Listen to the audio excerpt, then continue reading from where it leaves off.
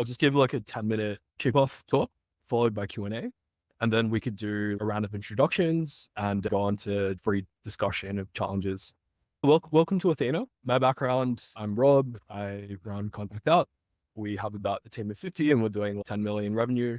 We decided to kind of write about our practices and start a startup accelerator. The high level overview of today's topic we're going to talk about is building product or getting a business idea.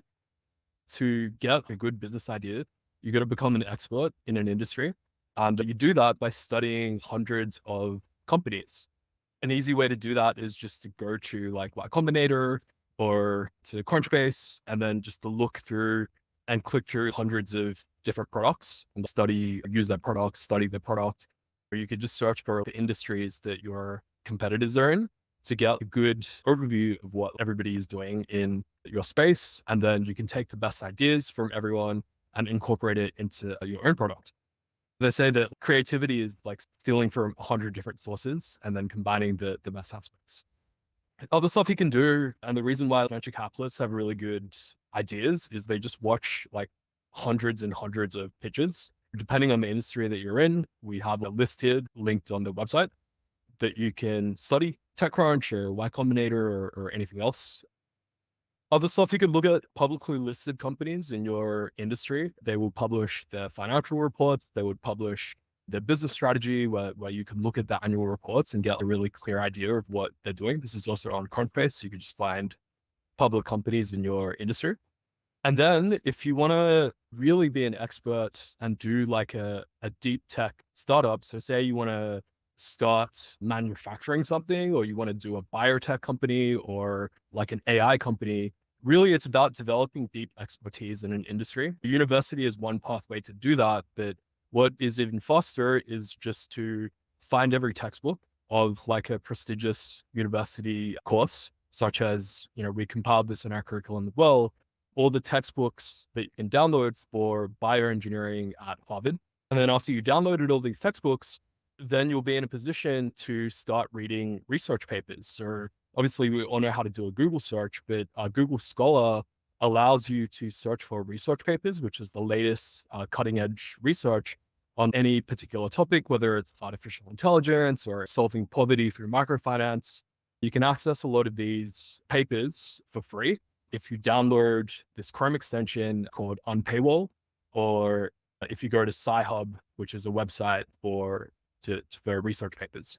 Before we even get started on like being an expert in a industry, which like literally will take you between 5 to 10 years, it's really important to work on something that you're passionate about. And it doesn't matter so much if it's a very hard problem. Like, I don't know if you're passionate about solving healthcare or building artificial general intelligence or solving climate change. That's actually easier than perhaps a small business, like starting a restaurant, that is seemingly easier, because if you have a large problem, it inspires people. It's also easier to raise money because venture capitalists only want to back companies that could be worth like $10 billion, and people want to join you. This is what Sam Altman of Y Combinator says. If you have an inspiring mission and the outcome for success for your business is you're going to make $10 billion, then if you get 1% of the way there, you'll still make like a couple $100 million. But if you start a restaurant, and like any startup is hard because you got to learn marketing, you got to learn product, you got to learn how to build something that's 10 times better than what is already existing. So if the upside is only 3 million and you get 1% of the way there, then really you're not like making that much money. So in that sense, it's better to just pick like the biggest problem out there and work on that. These are some questions you can consider about your current business. Is this really a problem or an area where you want to spend the next 10 years of your life? How much impact would this have? And would you be doing it if you already had all the money in the world? So yeah, Sam Altman says also to, like Y Combinator, the main mantra is to build a product that you love.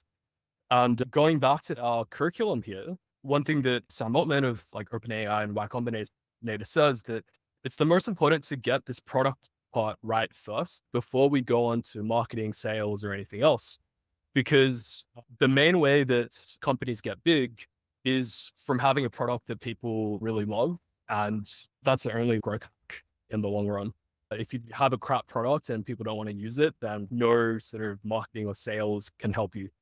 I'll pause there and we can have a quick round of questions and then I'll get into the Athena program and our weekly cadence of learning, meetings, sharing goals, discussions. I'll take a pause there so we can take some questions. Tarini, got a question? Azia. Hi guys, hi Rob. It's nice to meet you all. Uh, so do I address those? I mean, do I ask them now or do I keep that for later? Yeah, let me maybe run through the next 5 minutes of the program and then maybe we'll take questions at the end. Nisha? Yeah, hello everyone. So my question is more related to the personal growth.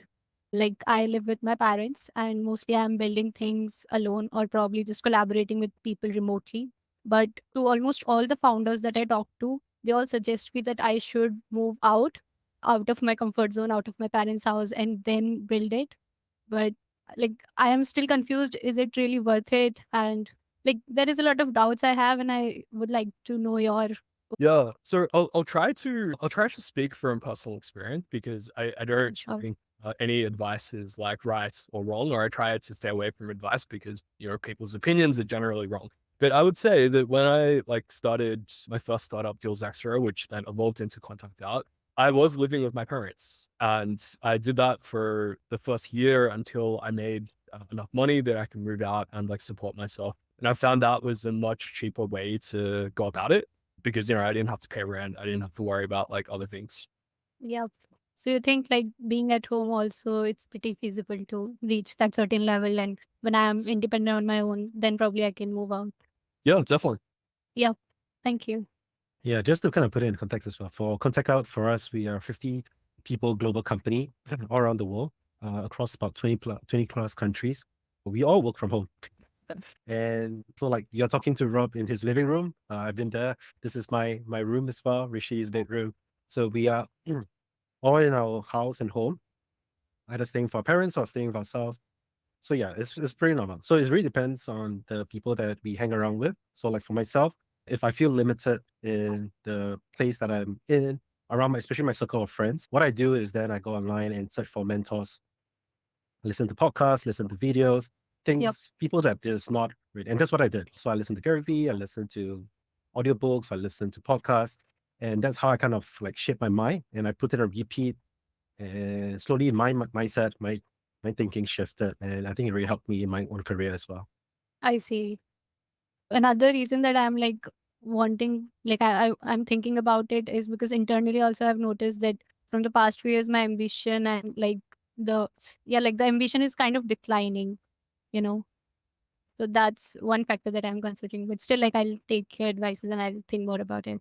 Thank you for sharing. Cool. So welcome everyone else. Sarang, Minal, Vishal. Yeah, welcome to the program. All right. So I think we'll keep going and then we'll take a round of questions at the end. So regarding the program, if you haven't already joined, get onto the WhatsApp group. Rishi has sent you the invites. In terms of your introductions, it would be more helpful to post your application questionnaire answers because that's a more detailed write-up about everyone, most impressive accomplishments, books that you guys read, and details about the startups that you're working on. This would be helpful in regards to, so you guys know each other's backgrounds and can help each other more, as well as if you are looking to work with each other on different projects, if you're potential co-founders, etc. Just so that there's a bit of a deeper background.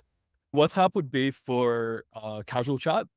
And then the Discord here is for our goals and our more formal. Sorry, was there a question? I'll probably just take questions at the end. The curriculum is for self-study. We've linked to the curriculum. It's really up to how much time you want to spend learning versus executing. Probably half your time executing, half your time learning, or just whatever is you can go around as well, whatever section is most helpful for you. The main thing is to commit at least 20 hours to working on your business every week, because if you don't do that, then you simply won't get anywhere with it. That's really helpful that I've sworn by is a time tracking tool like Time Doctor or Toggle, where I'm actively measuring my productive hours. So this is not social media. This is not when I'm on break. This is when I'm actually working. And then I count this every week purely for my own productivity. So I would encourage you guys to post this along with your goals post. We're going to have mentors come in. So next week you'll have me, but the week after we'll have Chinmay come in. Chinmay has raised $70 million from Peter Thiel. and his company was at 400 staff at the peak. We'll have lots of other guys come in that are very qualified, much more qualified than I am. The most important part is your weekly goals, because really this is about you guys learning from each other. Please make sure that you post your goals weekly, post your learnings, and not just like what you learned, but how you applied that to your business. So it's like, hey, I read this thing in this book, but you want to talk about, okay, I read about her, but here's how I implemented it. And here's how I applied this to my website. And this is the amount of traffic that I got. They're really focused on how you applied it, as well as talking about your challenges. So mainly we'll be looking at the quality of your learning and the consistency of the progress that you make. This will determine your eligibility for funding that will be decided at the end of month 2 to month 3. The program is, so there's no cost for the program. At month 3, if you decide to continue for the full 12 months, we ask that you incorporate a business, incorporate a company, and distribute in equity to Athena. And then we also have the option to invest in you for further equity. The most important thing there is just you guys learning from each other. Every week we'll have a focus group. You'll talk to each other for like 3 to 5 minutes, presenting your learnings, then talking about your challenges, and try to keep it so that you talk more from like experience as opposed to like giving an opinion. Even from very successful people, most opinions are wrong. So if you do want to give an opinion, state it softly and explain your reasoning. The one thing I'd want to stress is attendance. Try to show up 5 minutes early, because, on these meetings, it's really about like you guys. There's like, if there's 6 other people on the call, every minute that you're late, it's wasting 6 times that amount of time for everyone else. I'm going to treat this with the same level of importance as board meetings. So I'd expect you guys to do the same.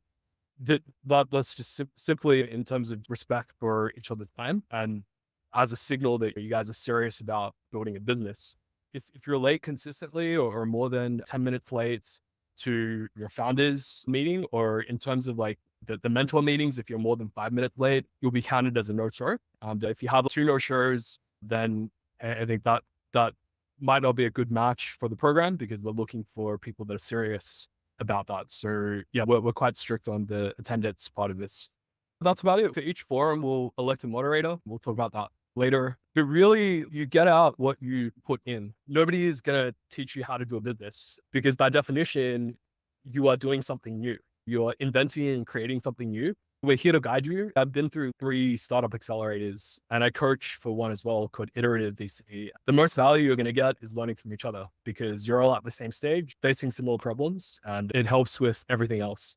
So that's the introduction. And yeah, we can go on to questions. You can ask anything you want. It does not have to be related to the program. It can be all about you guys, your business, problems that you're facing, whatever you want.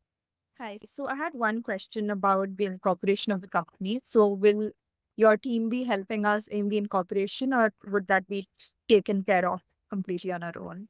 We'll guide you on how you could do it, but you guys will be incorporating yourselves. Honor. Thank you. Yep. Feel free to just speak. Hi, Rob. Am I audible? Yes. Actually, I wanted to inform you about something that my team members and I, like Vishal and Sarang, we all are full-time college students. We have college from morning 8 to 6. After coming from college, we also have some work related to college. So we definitely want to give all our efforts to our startup and make everything possible to build it. But it's difficult for us to manage time and dedicatedly give 5 hours a day. So that might be a problem for us. Is there anything that we can do about it? Well, not really. I mean, you guys are really going to decide, like, do you want to build a company or not? So if you can't put in the time, then maybe building a company isn't, or, you can always come back and revisit this. But I'm just saying, if you want to build a successful company, there's a minimum number of hours that you would need to put in. Yeah, I agree. I mean, in the past few months also, we have been trying to dedicatedly put 3-4 hours a day, and that has been quite hectic for us. But right now, since past 2 months, we are having exams, so things are getting we are not able to manage things. But we are trying our best. Still, I think we need to have some clarity. Yep, for sure. Thank you. So there was mentions about the incorporation and all of that. So we have a company that has been already incorporated. So does the terms of the equity agreement or anything regarding those change based on if we've been previously incorporated or incorporating through your help? In terms of the equity agreement, it's structured in this way such that, you guys can attend the program for the first 3 months and just see if you get value. If you don't get value, if you don't learn anything, then yeah, the program's free. It's only if you wish to continue and you do see value, then that's when we talk about, hey, we want to, and it's also for you guys to say, do you want to commit the bulk of your time, as big of a commitment as your university time, to building a startup? And it's also for us to see how dedicated you guys are, so that for those of you that are the most consistent and show the strongest work ethic, that's how we can decide who to fund. Yes, Mark. Okay, thank you. I hope I'm audible to everyone. I'm asking if I'm audible. Yep, we can hear you. Okay. So I have three questions. The next question I want to ask is about the key performance indicators in the program. So what are the main key metrics you look in each participant before you will? So okay, we invest in you after the 3 months. Then secondly, why applying? I saw that the equity you proposed that you would take at the beginning the first 3 months with 1% initially, but during this meeting, you mentioned 2%. So that is the point that I find tricky, because at, in the first hand, I saw a different percentage. Now I'm hearing a different percentage. So that is just something I want a quick clarification for. Thirdly, the last question is, I just forgot the last question, please. I'll try to remember. I think I got what you asked, but I guess for our next meeting, if you wouldn't mind just adjusting your audio a bit. And for the other guys on the meeting, if we could keep our webcams on, that would be like preferable. So in regards to the first question, in terms of like what metrics do we look at, a couple things I'd say, because we're like quite early in the journey. One of the most important things we look at is your work ethic and how quickly you are learning. So in terms of like, what's the quality of your learnings? What's the quality of the updates you're posting? What are you sharing in the weekly discussions? How are you thinking about your business? Are you coming up with good ideas? Are you on track to building a product that is 10 times better than the competition out there? What's the level of your market knowledge that you're developing? And then obviously would be looking at traction. What revenue are you doing? How many users do you have? What's the retention of those users? And how clearly have you thought about what you're going to do next? So yeah, we wouldn't really be looking at anything different from what you would be looking at to build a successful business. And another thing to consider is, it's not really about what we think. It doesn't matter what we think. It just matters, like, do you guys succeed? And frankly, I wouldn't necessarily advise you guys to take funding. Personally, I didn't take much funding. I raised $30,000 in total. And that has a lot of its own benefits, because you could just pocket the profits if you don't have a venture capitalist that own a lot of equity on your cap table. In regards to the second question for the equity stake, I believe initially we had on the website was a 1% equity stake per person or per participant in the program. We realized that was a bit confusing for people, because companies have co-founders, etc. So we updated that to just a 2% per company, as opposed to per person. It's the same thing as before, but it's just a cleaner structure. Some of you guys have like 3 people on the team, so that's the structure that we're going with. Hi, Rob. I had a question. I was actually contemplating on whether to go ahead with maybe building something a little more in the deep tech space, not really deep tech, but a little more into like embedded systems and stuff like that. That's still a little more technically oriented, and something that's a little more, let's say, less deep tech oriented. So I'm still pursuing my engineering to understand that market properly and understand that whole field properly. I am pursuing my engineering in cyber physical systems. So that is a space that I look to potentially grow something in. But at the same time, I'm also interested in building something more like consumer based and like thoughtbot contact out there. So I was just wondering, for someone in my current place where I'm currently just my 3rd year of engineering, what would you advise? Because I'm a little confused as to which direction to get into. Is it better to steer into like full on tech, or like, I don't really understand. If you could give me some advice on that. Or do I hire people who are extremely good at it while I'm still learning about it. Just a little bit of an advice. What deep tech area were you thinking of, or what were you interested in? Also, that as well, I have a few options in my mind. One, of course, is in the AI space. The other one is in embedded systems, almost like, how do you call it? Like immersive experiences, or even stuff that's like assistive technologies for like impaired people, like visually impaired. That I have a prototype that I worked on in my second year of college that I built a product as well. So I was thinking of maybe steering into that direction and making that my main thing. But yeah, I kind of wanted to have some advice. It's like a smart game type of thing for visually impaired people. Yep. So in terms of my own journey, when I started Contact Out, I was more looking to, okay, like what can I do that is easy? And I thought that would be the best way to make money, because I was like, okay, let's build a SaaS company. It's fast. I can learn a web framework. I can build some tools, and then I can monetize quite quickly. And I don't have to raise like much money, etc. Which is well and true, but having started Contact Out, there's 200 other companies that provide contact data. So actually, it was quite competitive. I've been working on this company for about 9 years, and yeah, we've had some moderate success. Also, there's people that are not that much older than I am. For example, Sam Altman that has started OpenAI, or other people that are working on solving nuclear fusion, or, Mohammed Yunus is addressing poverty through microfinance and has brought 6 million people out of poverty. So I think from a personal perspective, I kind of regret not just going for the biggest, most impactful problem at the very beginning and doing like Contact Out, which was more motivated by money. Because I think that from reading and from speaking with venture capitalists and the funds that I'm part of, that I'm an investor in, they will give you the money if you work on some really hard problem, but you do need to really be an expert in that space. So, if I were to approach deep tech as I am right now, I wouldn't necessarily study it through university. I would just go onto Quora, or like Andreessen Horowitz has a really good resource on all the AI stuff that you need to learn. I think Siren on our team is compiling a course of all the textbooks for the Harvard computer science degree and all the lectures.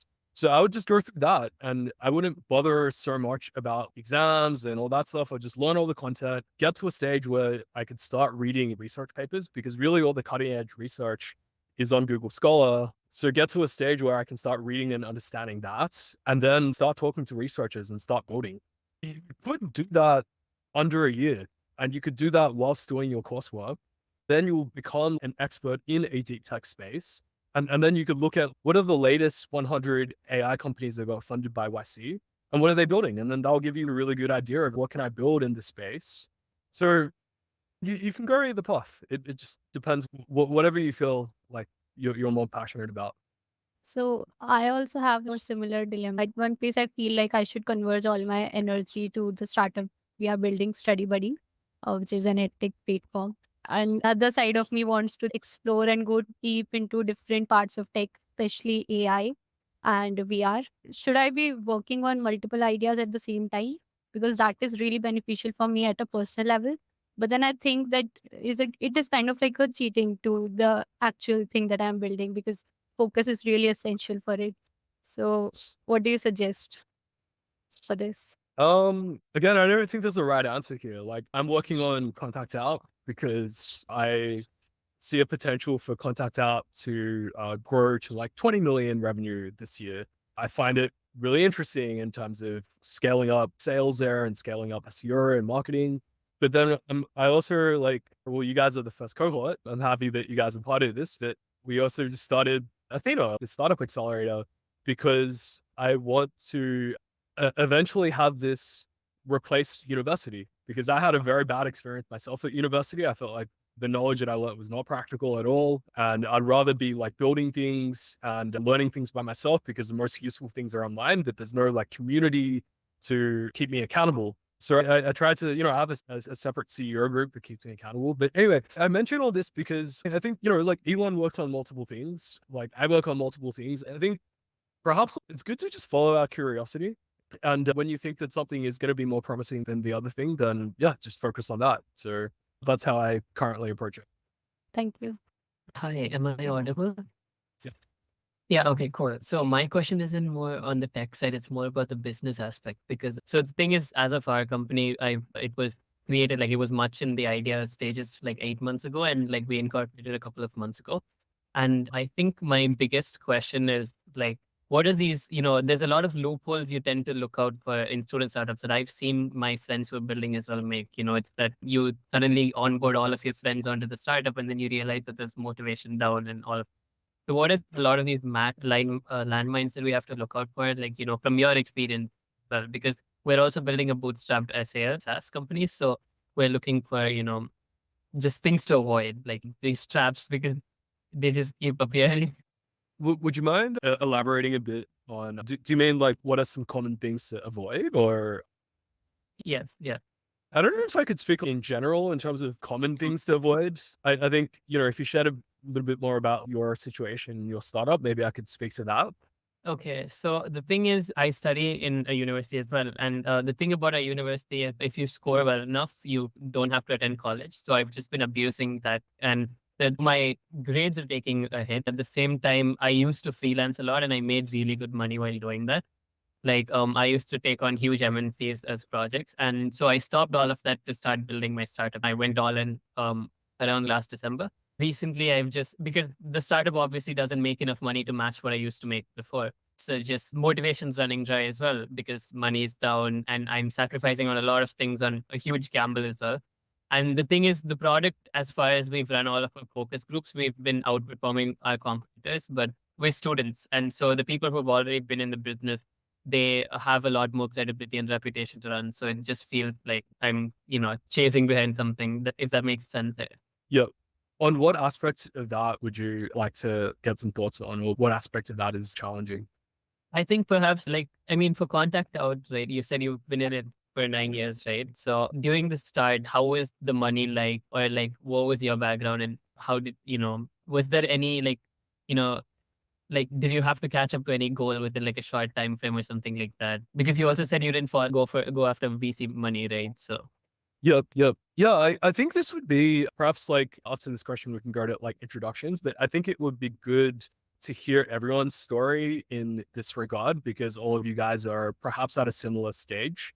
And just to talk about like, where are you at right now with your startup and how are you thinking about like proceeding? But for myself, for Contact Out, when we started, I didn't have any money. I was living at my parents' house. I was lucky enough that I convinced an investor to give me $15,000 to start the business. I spent all that money over the course of 9 months. Nothing happened. We weren't making that around like $200 a week by that point. So not enough to like live off, ran out of money.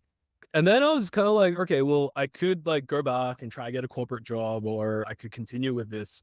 And I actually decided to drop out of university because I was like, hey, I never wanted to do a corporate job. Growing up, I always wanted to do my own business. So I was kind of like, either I succeed at this or I just try until I succeed. I was like, hey, I'm going to just do this for the next 10 years because I just want to have the autonomy and I love building and doing my own thing. I could never picture myself working for anyone. So I think it was that desperation. I was like, hey, okay, I'm going to be living at my parents' house. I have money. I can't go back to university because I dropped out. I can't get a job.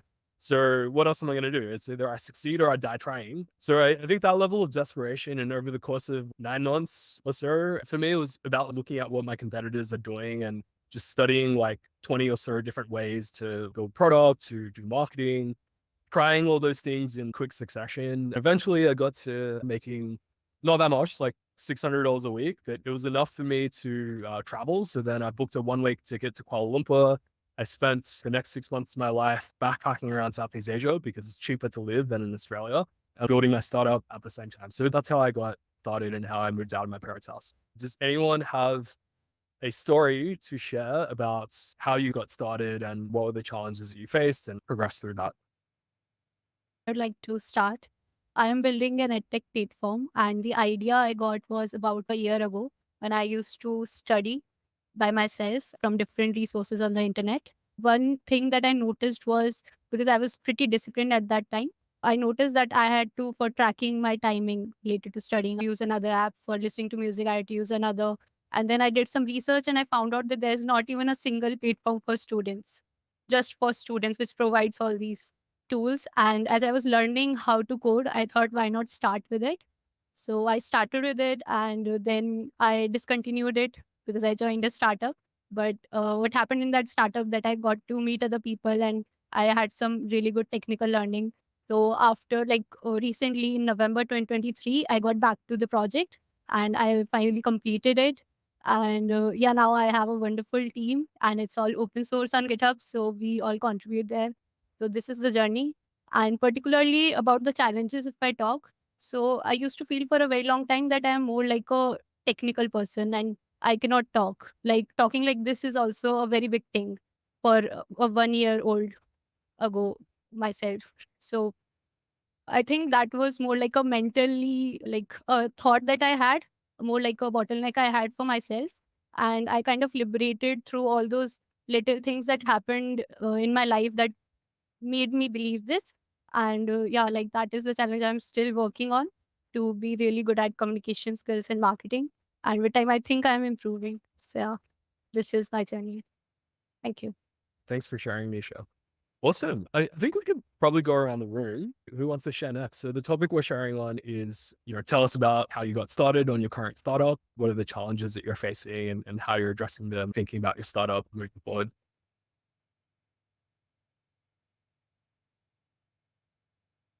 Do you wanna go next? Sure. I haven't really started a startup yet. I'm in the process of figuring out what would be the best fit for me. My parents are run a startup. Everyone around me is venturing out into something. I've had organizations of my own, but none of them have been proper businesses. So this is probably going to be my first one. I've always looked into this entire world. I've delved into it quite a bit, but I've never started my own. I was just looking for the right opportunity to do it. And I think this provides that platform for me as well.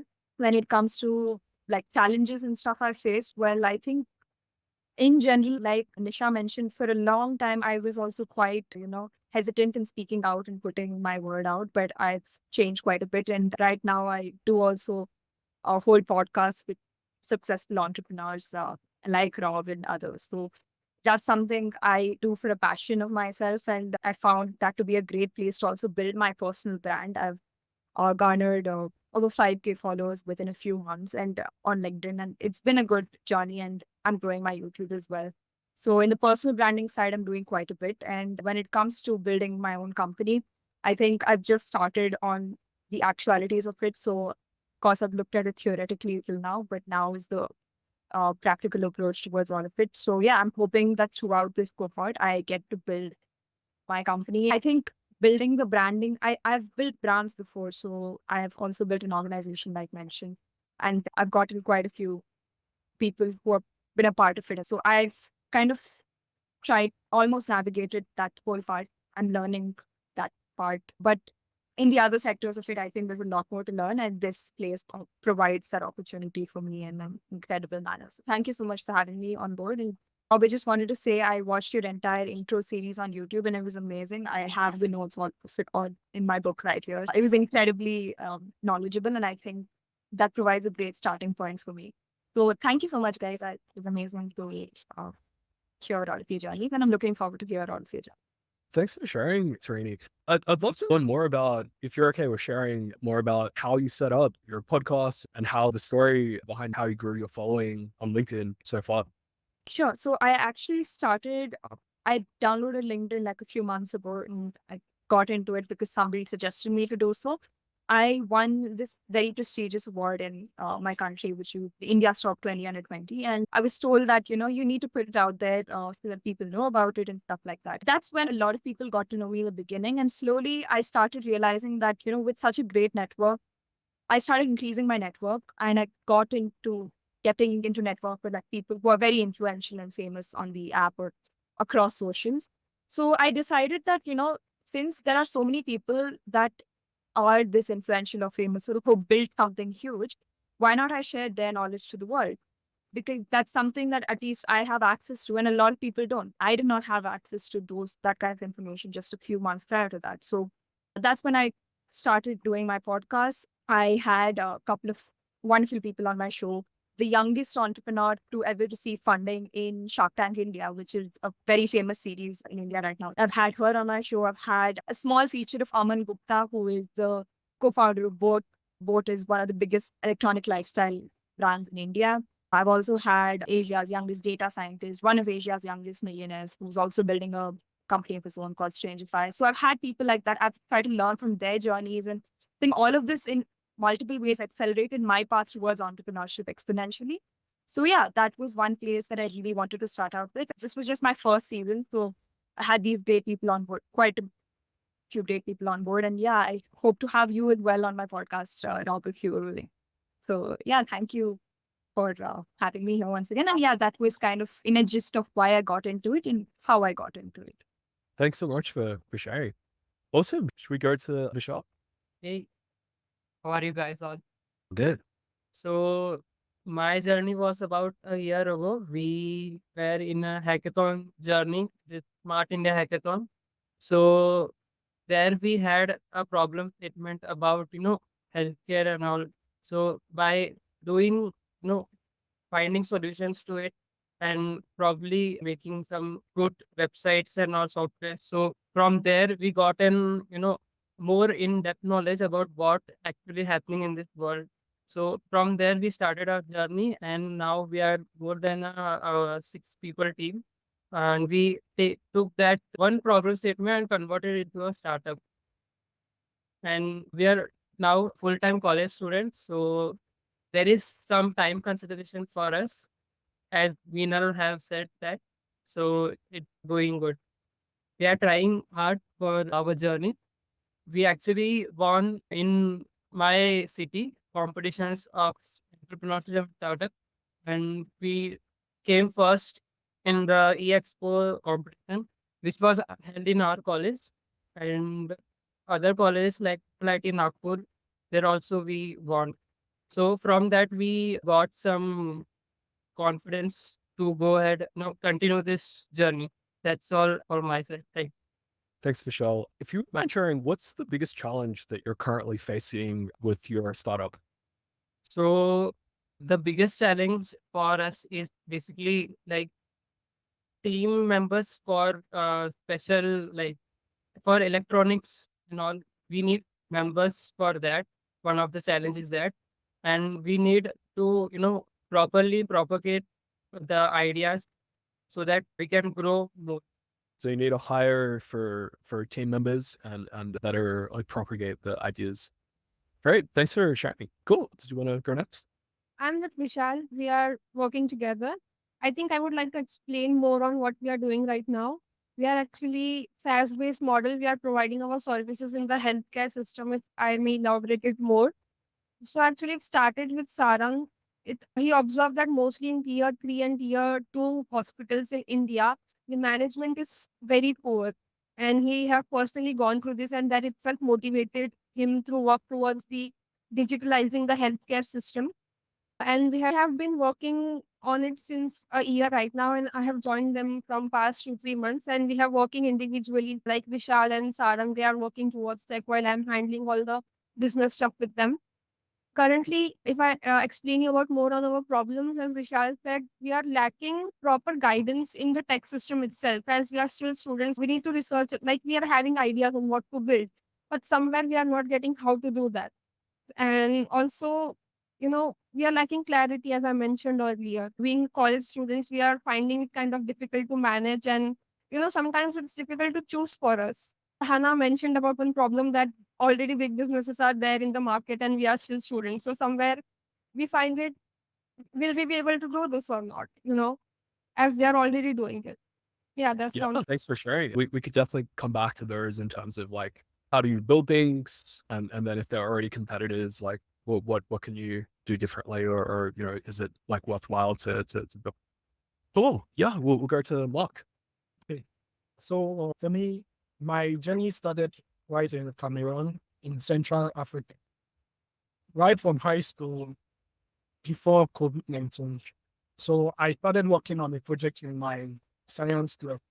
So that project was actually just targeted to help with managing waste on school.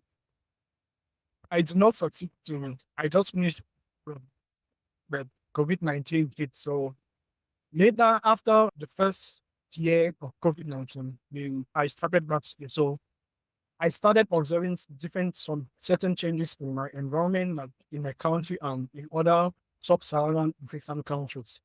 When challenges for waste collectors in sub-Saharan Africa were facing in collecting waste, it was really overwhelming. So what I did is I carried out some researches primarily, and I tried to move around and ask people the challenges that they have. And I even visited some of these companies to find out what were the challenges. So I collected all this data. I started working on a project during my last year in high school. So after I wrote my national exams, I decided to take a gap year and see where I would go with this.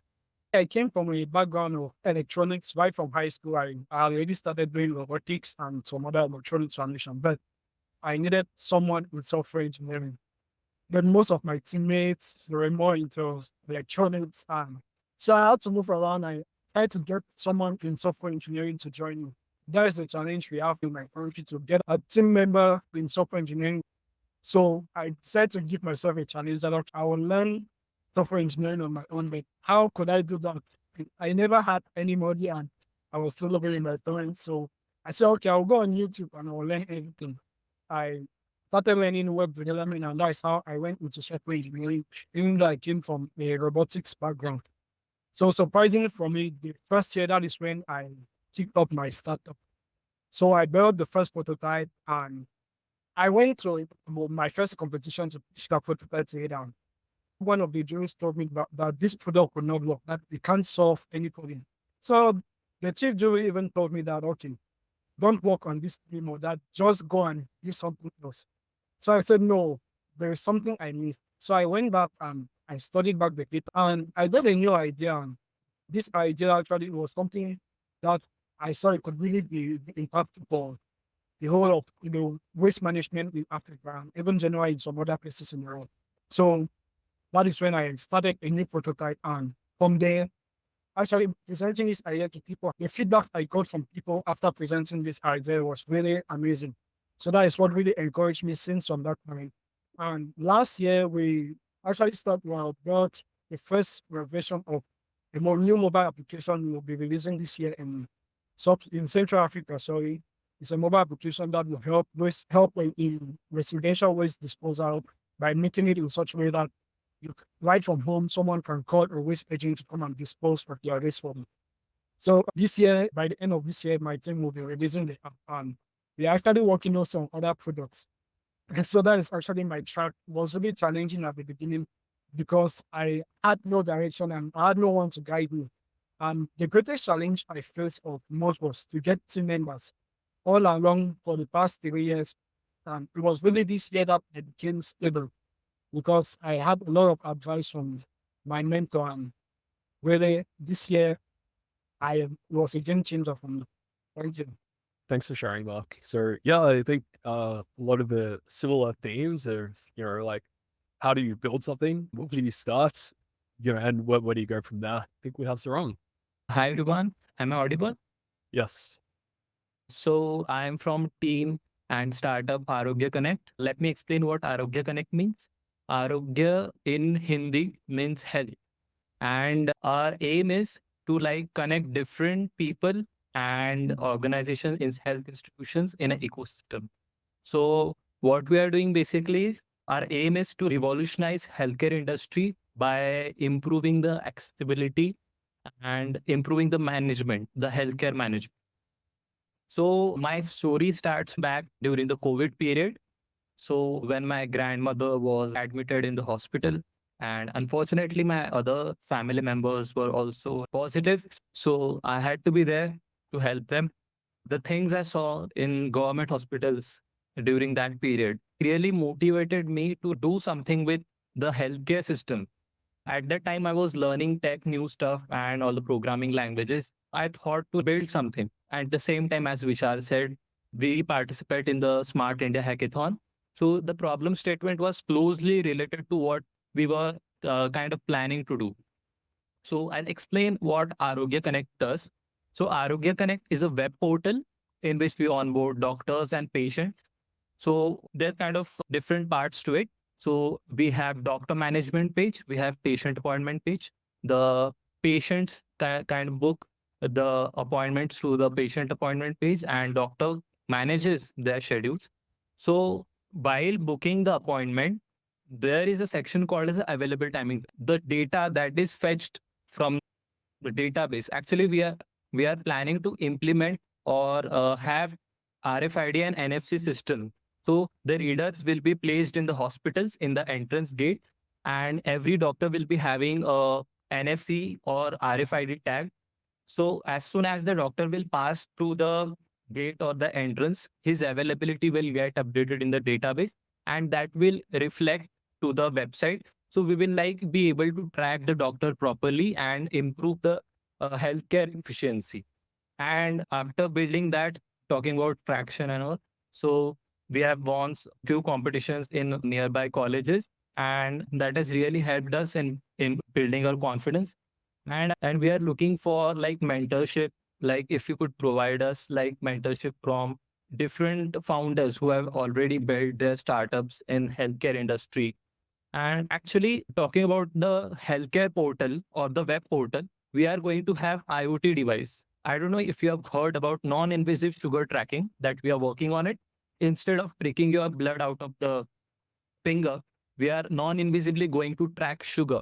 So we are building an IoT device that will track all the healthcare parameters, and all that patient data that will be reflected to our page, so that doctor will be able to get information and will be well informed. So we are facing currently some challenges for research. We don't have a research facility right now, but we are just working on it theoretically by going to Google research papers. Secondly, we are focusing on multiple things right now, like AI, blockchain, and all. We are not able to concentrate on a single thing. Talking about competition, we have some players in the healthcare sector that are not doing this exactly, but are in the healthcare management. I would like to know what we can do to differentiate ourselves. And lastly, as people here are from different places, so I would like to know what healthcare challenges do you face in your neighborhood while visiting a hospital or clinics. That's it. Thank you. Thanks so much, Sarang. I think we brought up quite a few challenges there. So what we'll do next is I might share some of my experiences in regards to these challenges. And then for final 20 minutes, we'll split into a breakout room. So we'll split into two groups so we can have some more intimate discussions. And then you guys can each talk, talk in more detail and share experiences in relation to how you guys have addressed some of the challenges that you guys have brought up.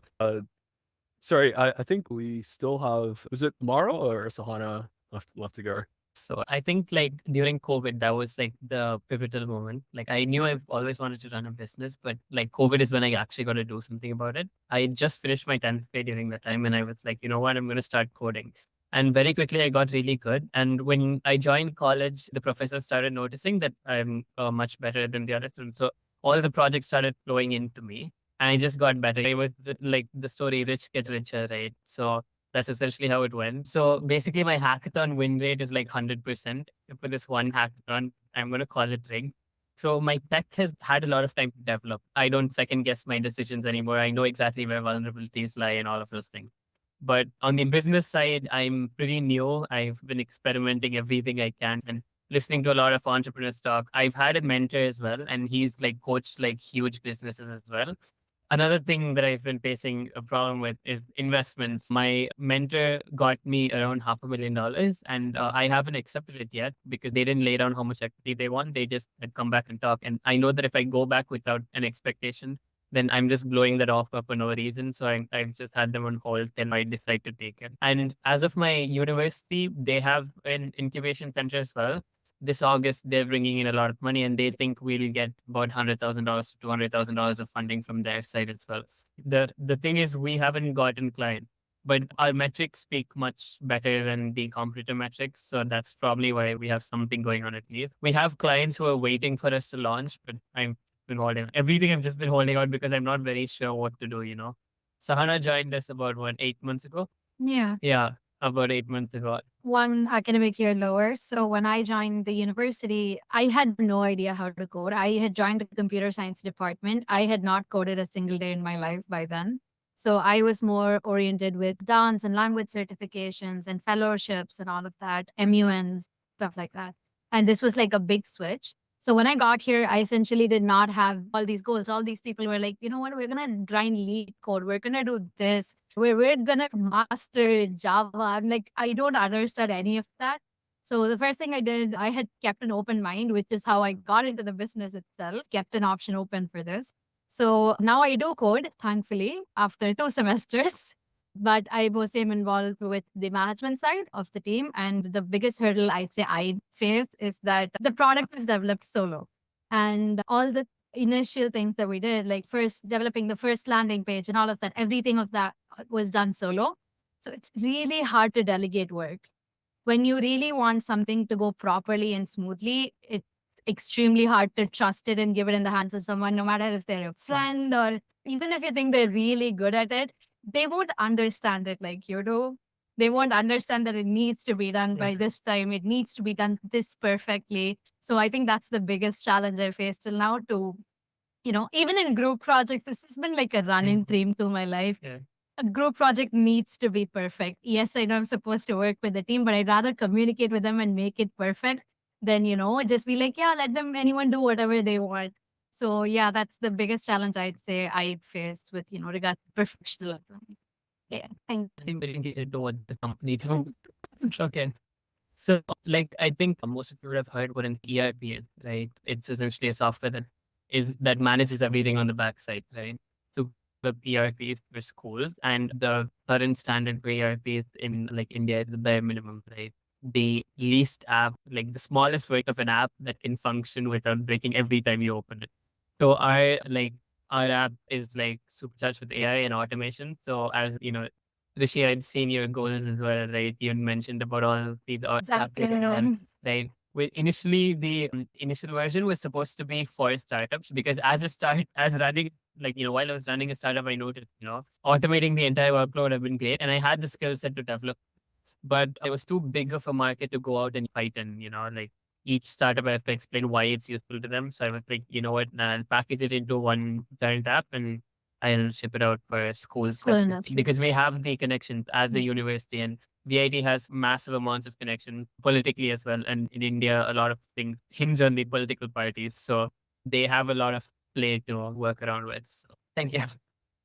Thanks for sharing, guys. So I might talk some of the challenges that you guys talked about. And then I know we scheduled for 90 minutes, but I guess you guys can stay on a bit longer if you want for the breakout rooms. Okay, so there's some of the challenges you talked about. Okay, there are already competitors. What should you do about them? I think some of you guys brought that up. Really, for me, it was, as I described in the videos, it was looking at 100, even 500 companies in my space and just being like, okay, what is everyone doing? And can I just take the best from what they're doing and include all of that to be even better? As well as looking at, if this is maybe not so much for Contact Out, but for what I've been thinking about with Athena, I was studying research papers for microfinance because I was like, okay, on one hand, you have venture finance and capital, but on the other hand, you have Grameen Bank that has deployed $40 billion and lifted 6 million women out of poverty. And what lessons can I take from that? So I think really it's just about studying everyone in the industry and becoming an expert and then just doing it better than everyone else. And that just takes time and dedication. I think some of you guys mentioned how to build something, learning how to build, also making things perfect and doing QA and stuff.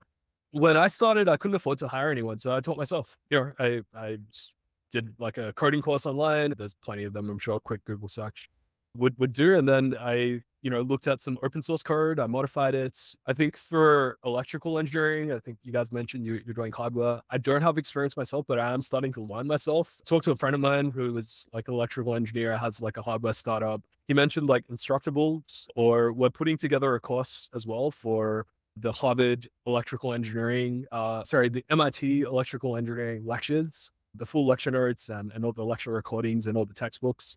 But yeah, I mostly just built the first version myself. And then when I was making $600 a week, then I could afford to hire my first engineer. So then by then, because I could build it myself, I knew what I was doing. So I could identify who was good and who met my requirements. That's kind of how I got started. Mentors, finding mentors. I think you guys mentioned finding mentors in healthcare. Really just reaching out to people on LinkedIn was the main thing. I've gotten Alexis O'Hara, the founder of Reddit, to coach me. I've gotten Cliff and Mel, the founder of Canva, to coach me.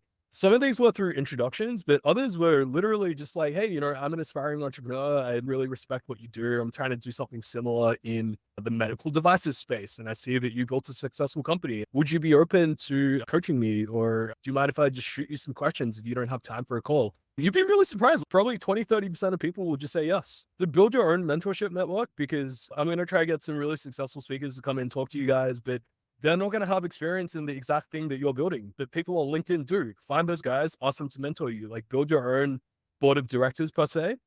Yeah, I think that was mostly it. So we'll split into breakout rooms. You guys can just have casual conversation, talk about challenges, share stories on how you're currently facing challenges. And as mentioned in the notes, the Athena guidebook, try to talk from personal experience and be soft with your opinion. Trust that, I don't give any of you guys advice. I know I'm wrong 90% of the time, because the best ideas sound very silly to begin with. If somebody showed you Instagram or Facebook when it just started out, you probably would have laughed at them, but here we are. So yeah, I think good ideas usually sound like bad ideas to start with. So I think definitely try to build on each other's ideas and talk from your own experience, because if you say, hey, like, here's a time in my life where I did this, nobody can say that's wrong, right? That's just your experience. So this is based on Wackier, which is a very successful CEO group that about 30% of the Fortune 500 CEOs in the world are a part of. And I can say myself, I'm part of a CEO group. It has been probably the single most beneficial thing I've participated in my life. You'll see some of the other guys from my CEO group come in and talk. There's guys that, as I mentioned, raised $70 million from Peter Thiel. Another guy is doing 70 million in revenue. Another guy raised 50 million from Sequoia. So this group, I mean, if I need to raise money, I just ask one of these guys. It's like, hey, do you know Sequoia? Can I raise money from them? It will be insanely helpful.